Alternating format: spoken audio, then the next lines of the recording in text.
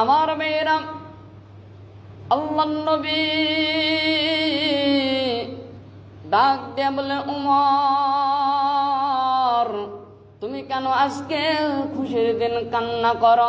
হযরত উমর ডাক দিয়ে বললেন, নবী গো, ইয়া রাসূলুল্লাহ, ইয়া হাবিবাল্লাহ, আপনার আমি কি কথা বলবো নবী গো? আপনাকে আমি একটা কথা বলতে চাই গো নবী গো। আল্লাহর নবী ডাক দিয়ে বলে, ওমর তুমি কি কথা বলবা, জলদি করে বলো। হযরত ওমর ডাক দিয়ে বললেন, নবী গো, ইয়া রাসূলুল্লাহ, ইয়া হাবিবাল্লাহ, এই যে একটা মাস আমি যে রোজা রাখলাম, রাখার পরে আমি যে ঈদের নামাজ পড়লাম, পড়ার পরে আমি ওমর এই জন্য কাঁদতেছি, আমি ওমর এই জন্য কাঁদতেছি গো নবী গো।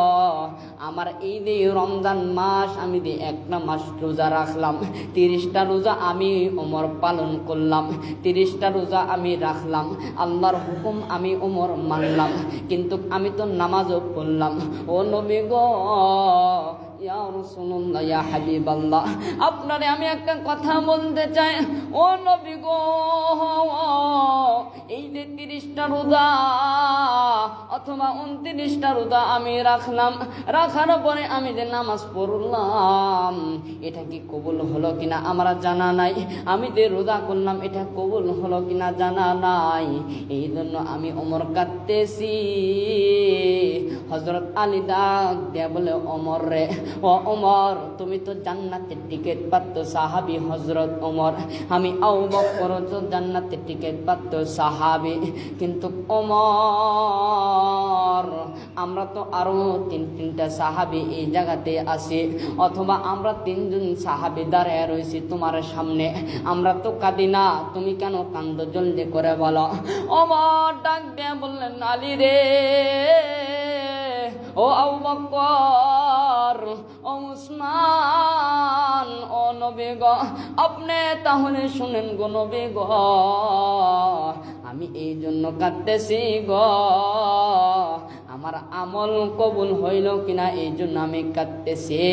আর আমি যে জান্নাতের টিকিট প্রাপ্ত সাহাবী আমি ওমর, আমি তো সেটাও জানি, কিন্তু আমার আমলের একটা ভুলের কারণে যদি আমার আল্লাহ যদি আমি ওমরকে যদি জান্নাতের টিকিট প্রাপ্ত সাহাবী বলে ঘোষণা দিয়েছে, কিন্তু যদি কঠিন কিয়ামতের দিনে একটা পাপের কারণে, একটা আমলের কারণে, একটা ভুলের কারণে আমার আল্লাহ যদি কয়, হযরত ওমর জান্নাত টিকিট প্রাপ্ত সাহাবী, কিন্তু হযরত ওমরকে আমি দুনিয়ার থাকতে জান্নাত দিয়েছি, কিন্তু আমি আল্লাহ যদি আমার আল্লাহ যদি বলে ওই দিন আমার ওমর জান্নাতের ভিতরে যাইবে না, আমার ওমর জাহান্নামে যাইবে, নবী গো,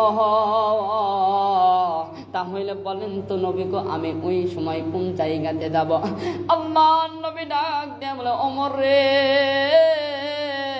আমার আল্লাহ হইতেছে ওইরকম নয়, আমার আল্লাহ হইতেছে রহমান। আর রহমান আল্লামাল কুরআন খলাকাল ইনসান।